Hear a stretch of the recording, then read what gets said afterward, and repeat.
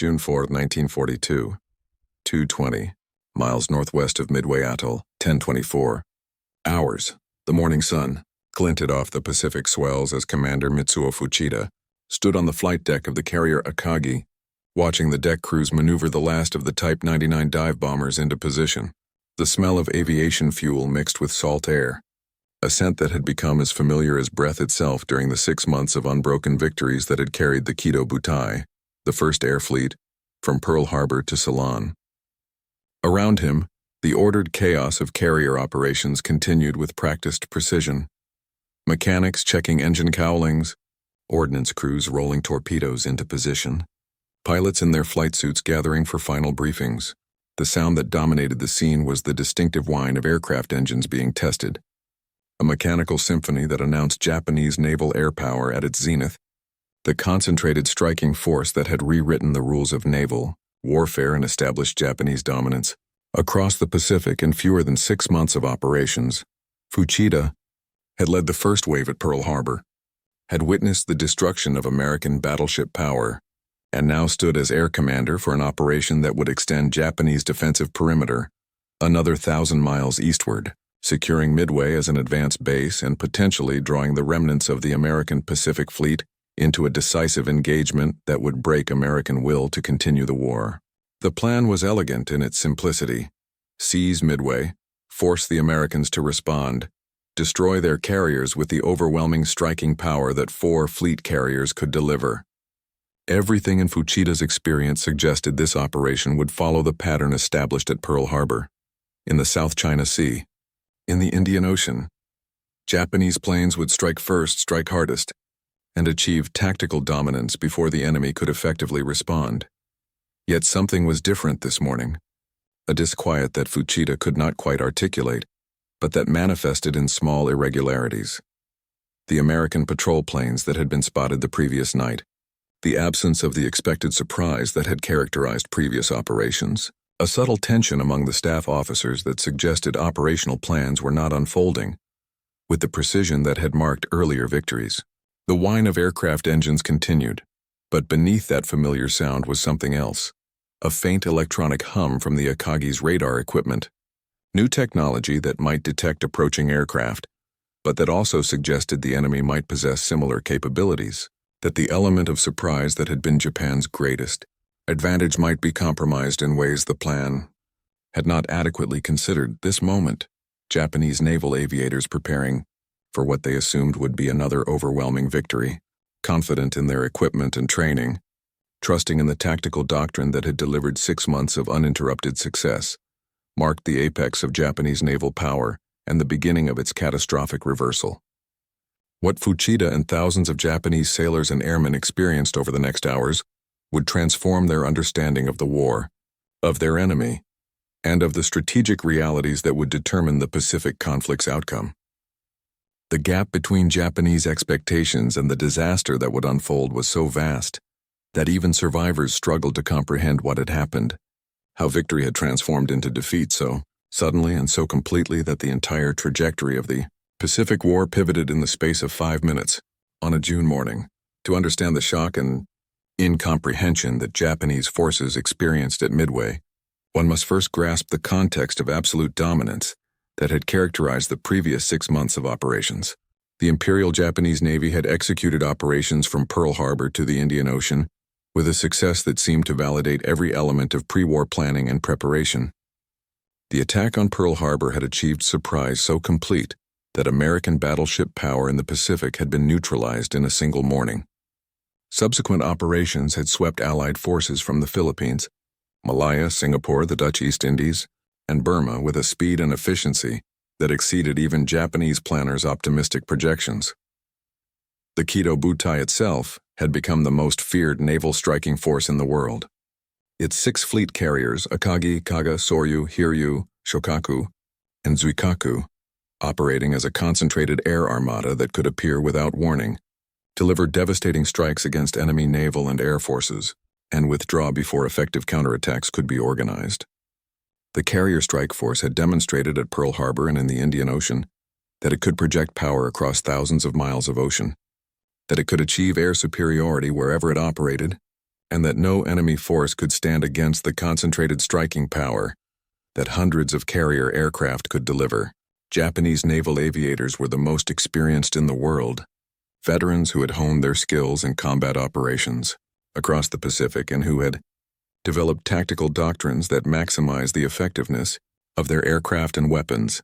This string of victories had created an institutional confidence bordering on arrogance, a sense that Japanese naval superiority was established fact rather than temporary advantage gained through surprise and superior preparation against initially weaker opponents. Japanese operational planning for Midway reflected this confidence.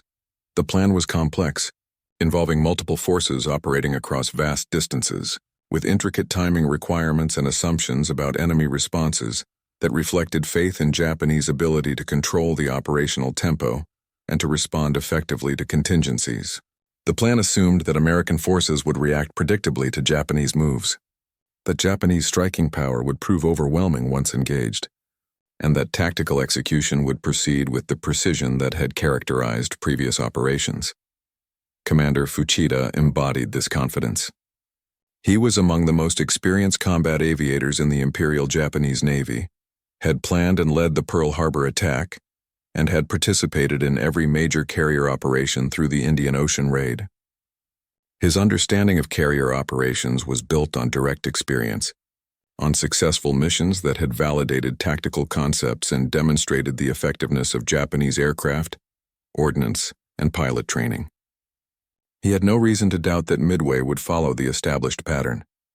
Japanese aircraft would strike first and hardest, would achieve surprise or at minimum tactical dominance, and would destroy enemy forces before they could mount effective responses.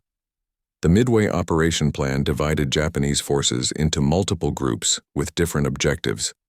A carrier striking force under Admiral Nagumo that would neutralize Midway's air defenses and prepare for the capture operation. An invasion force that would land troops to seize the atoll. A separate diversionary operation against the Aleutian Islands designed to draw American attention northward.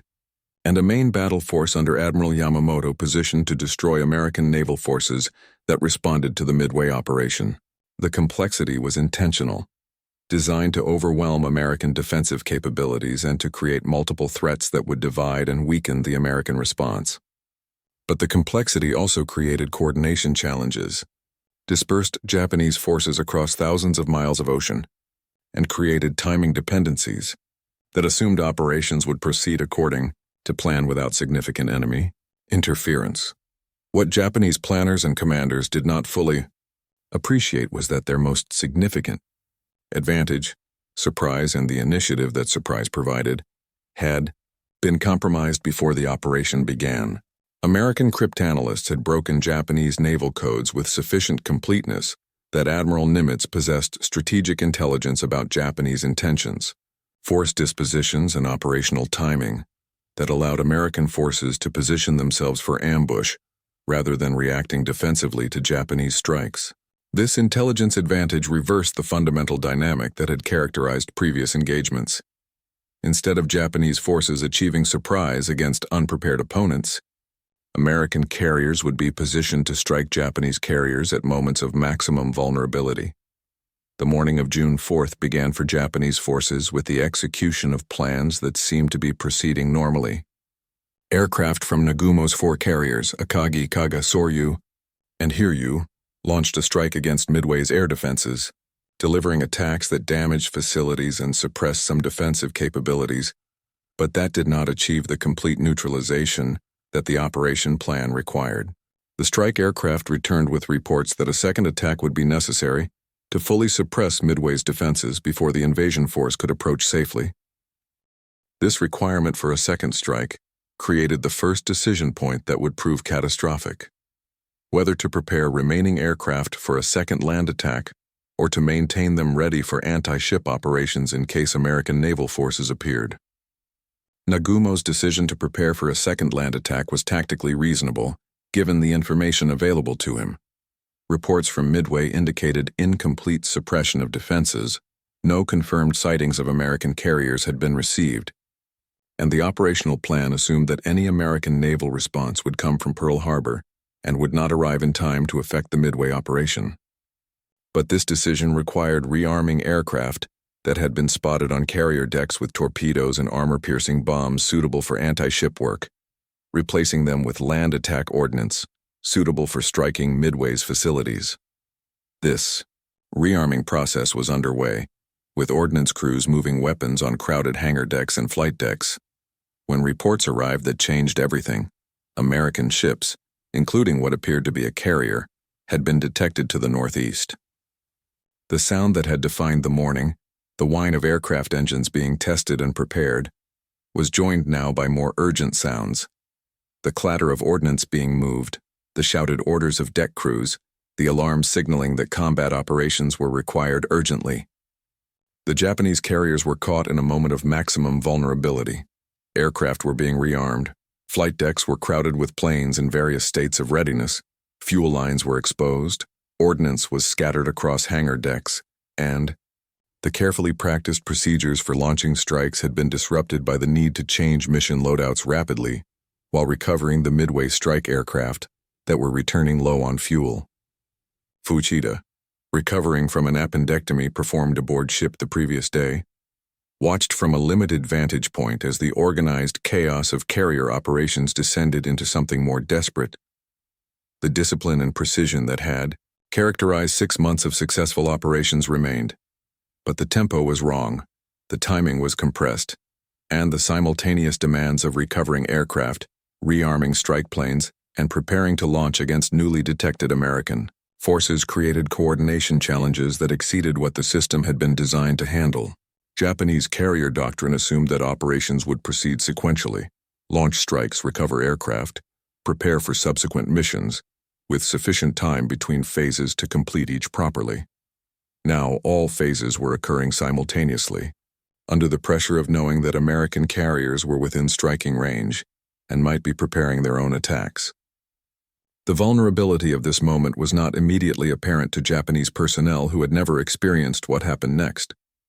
At approximately 10:20 hours, American dive bombers from the carriers Enterprise and Yorktown, having approached at altitude without being detected by Japanese combat air patrol fighters who were focused on defending against low-level torpedo attacks, rolled into nearly vertical dives against the Japanese carriers. The tactical geometry was almost perfect. The American pilots, veterans of the Coral Sea battle and intensively trained in dive bombing techniques, attacked with the sun behind them, against targets that were maneuvering but whose decks were crowded with aircraft, fuel, and ordnance that created target-rich environments where any bomb hits would likely produce catastrophic secondary effects. The sound that marked the next 5 minutes was unlike anything Japanese sailors had experienced in their victorious campaigns.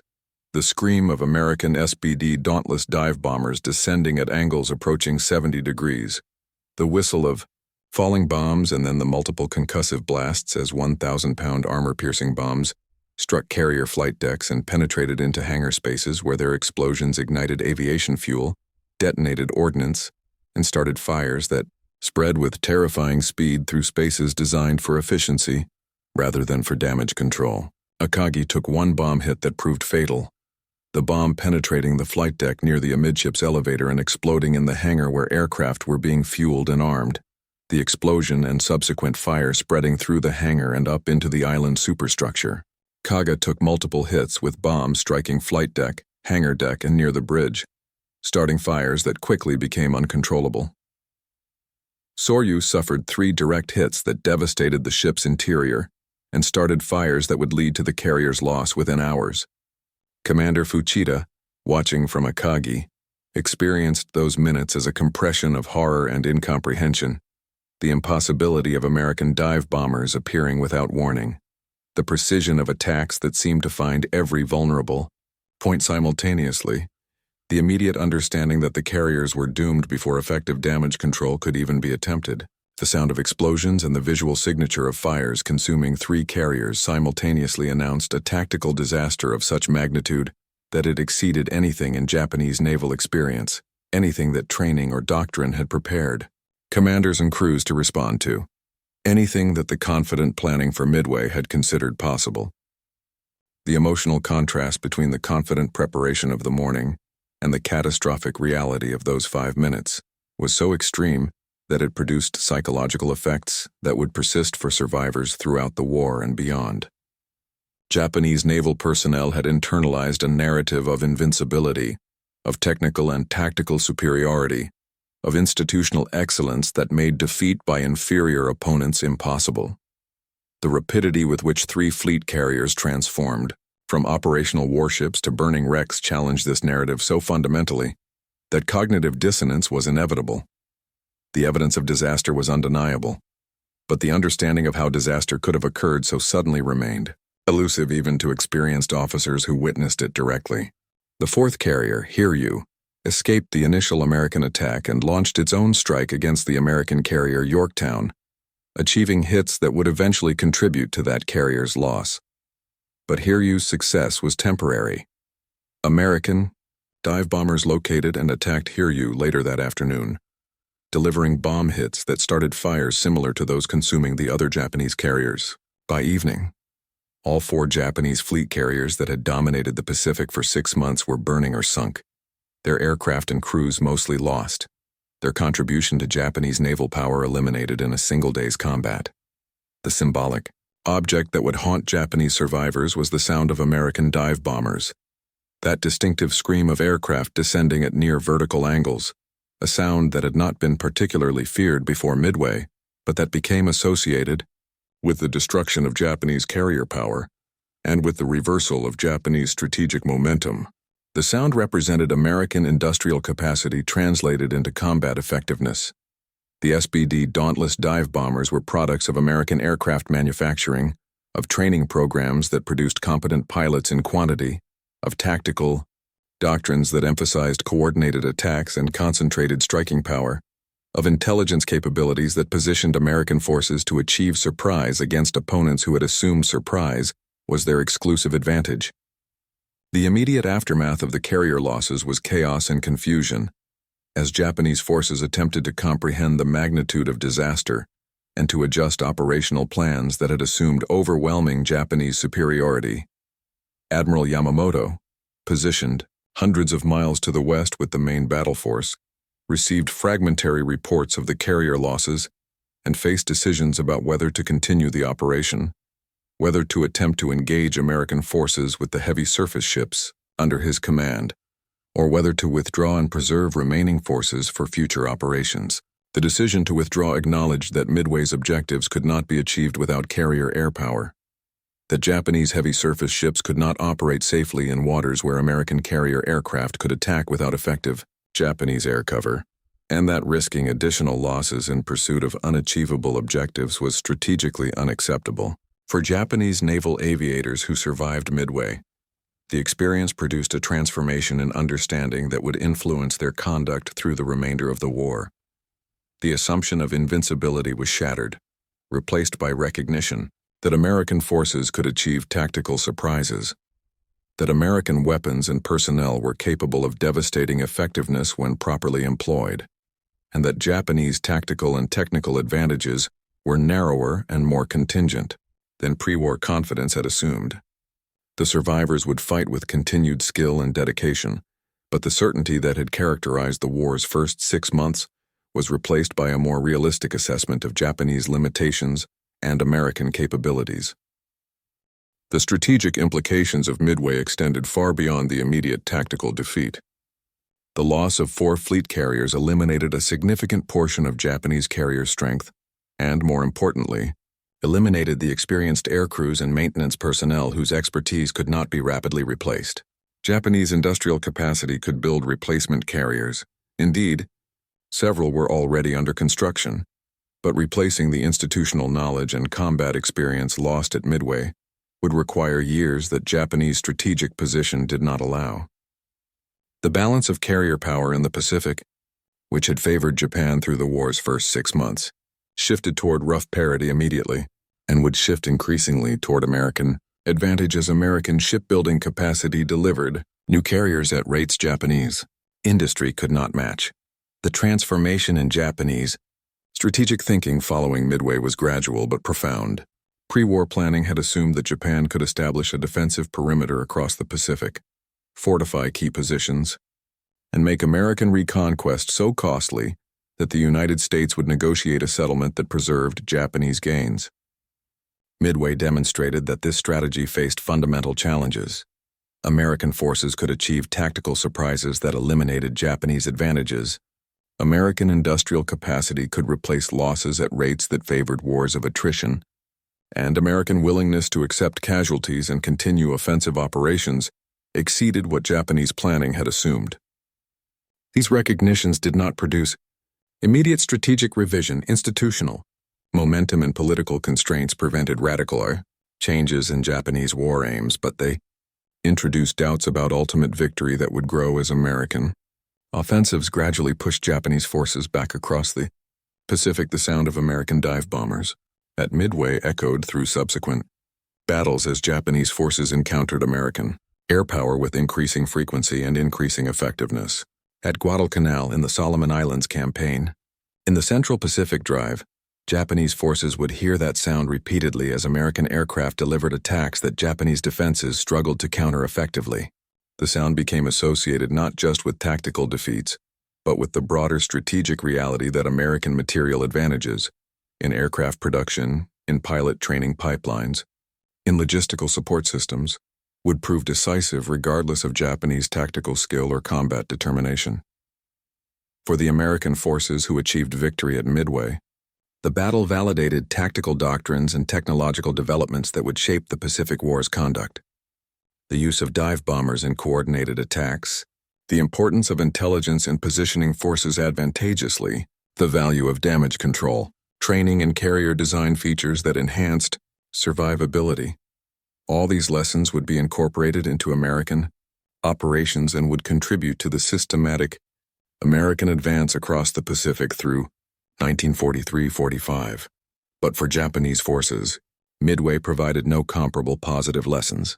The battle revealed vulnerabilities in carrier operations, demonstrated American capabilities that Japanese intelligence had underestimated, and showed that Japanese strategic planning had failed to account for American advantages that would prove decisive in extended conflict.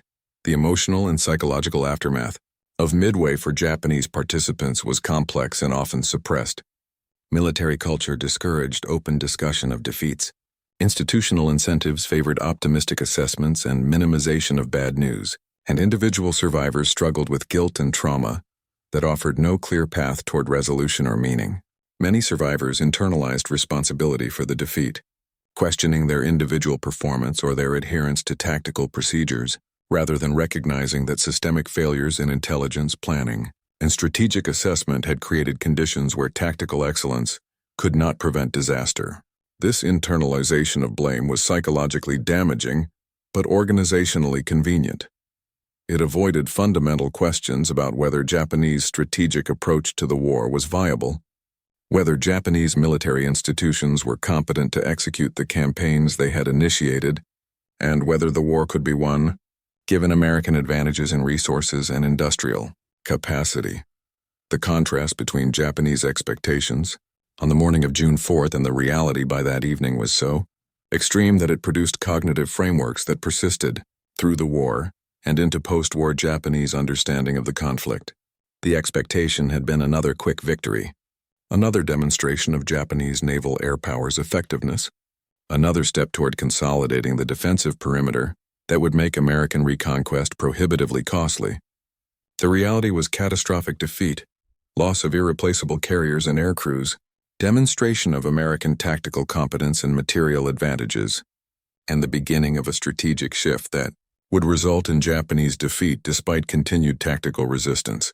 And despite individual acts of courage and sacrifice by Japanese military personnel, the sound of American aircraft engines, which at Midway was dominated by the scream of diving SBD Dauntlesses, became a recurring acoustic symbol throughout the Pacific War, at Guadalcanal, at Rabaul, at Truk, at the Philippine Sea, at Leyte Gulf, and finally in the skies over Japan itself.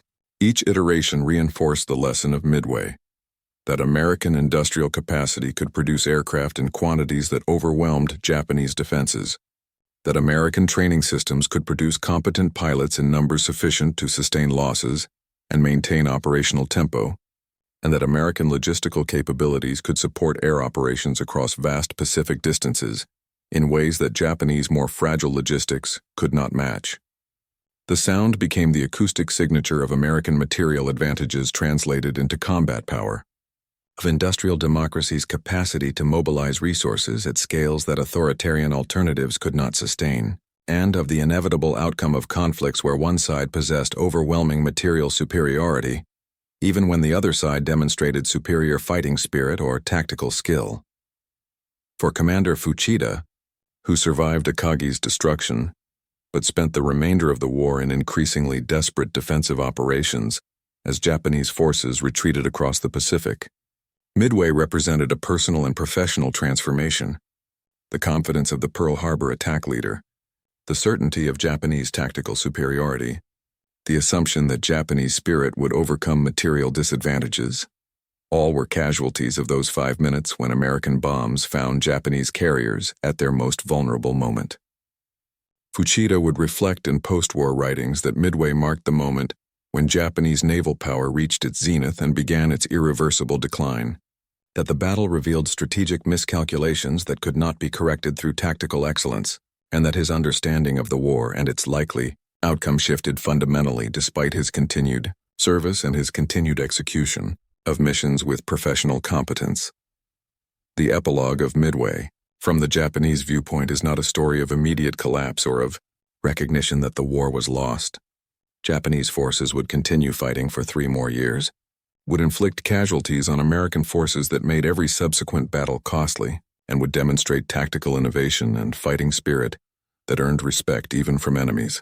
But Midway established trajectories that would determine the Pacific War's outcome: the shift in carrier balance toward American advantage, the demonstration of American tactical competence and material superiority, the revelation that Japanese strategic planning had failed to account for American capabilities and resilience, and the beginning of a defensive war that Japanese forces would conduct skillfully but that they ultimately could not win given the material and industrial asymmetries that Midway had made apparent.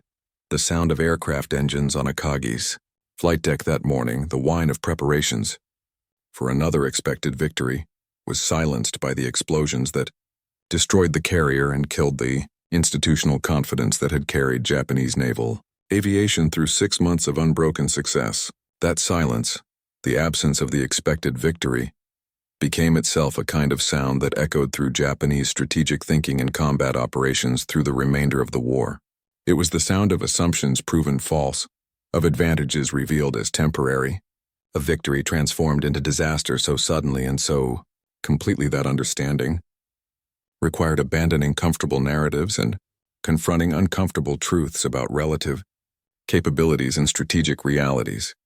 When Japanese forces at Midway watched their carriers burn and sink, when they experienced in compressed intensity the reversal of everything their experience and training had taught them to expect, they encountered the future of the Pacific War, a future where American advantages in industrial capacity, technological development, and institutional competence would prove more decisive than Japanese fighting spirit or tactical skill, where the sound of American aircraft would become omnipresent and increasingly deadly, and where Japanese forces would fight with courage and dedication for a cause whose ultimate failure became apparent to those willing to see it clearly. Midway did not determine that Japan would lose the Pacific War. That determination was made by the strategic miscalculations that led Japan to initiate war against the United States, but it revealed the mechanisms through which that loss would occur and demonstrated that Japanese military excellence, real as it was, could not overcome American material advantages once those advantages were effectively mobilized and deployed.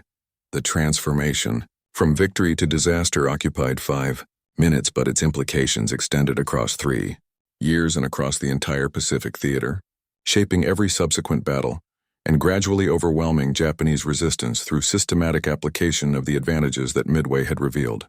The sound of those 5 minutes, of American bombs hitting Japanese carriers, of explosions consuming the platforms that had dominated the Pacific for 6 months, was ultimately the sound of strategic realities asserting themselves, of material advantages overwhelming tactical excellence, and of industrial democracy demonstrating capacities that authoritarian military excellence could contest but could not defeat in sustained conflict across vast distances and extended time. That sound, preserved in the memories of survivors and in the historical record that documents the battle's details, remains a testament to how quickly certainty can transform into disaster when assumptions encounter reality, when confidence meets competence, and when tactical excellence proves insufficient against opponents whose advantages lie not in individual superiority, but in systematic capacity to mobilize resources, replace losses, and sustain operations at scales that overwhelm even the most skilled and dedicated opposition. Retry Claude can make mistakes. Please double-check responses.